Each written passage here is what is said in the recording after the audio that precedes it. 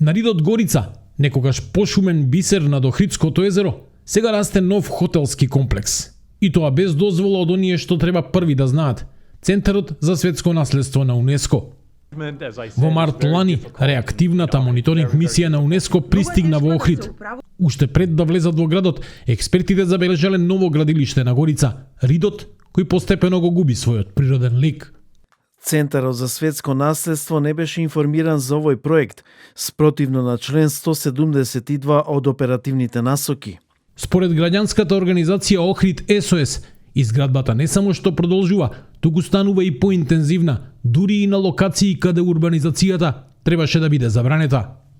Во јули 2024 Комитетот за светско наследство донесе јасна одлука. Македонија мора да ја запре изградбата на зоните кај Студенчишко блато, Горица Север и Горица 3. Но ни државата, ни општината не ги известиле граѓаните и не застанале.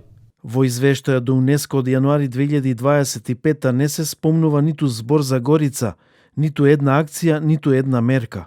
Сега, на ова се надоврзува и архитектката Даница Павловска.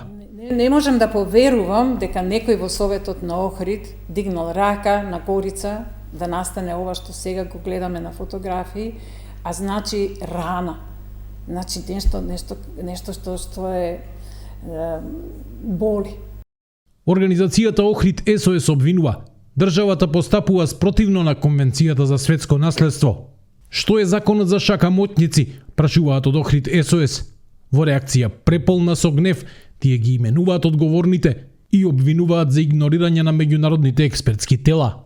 Ароганцијата на задолжените во владата на ова нати го дај ми го држава си го допуштила комодитетот да покажат среден прст на Центарот за светско наследство, експертските тела на ИУЦН и ИКОМОС и Комитетот за светско наследство, а вие продолжете мирно да молчите.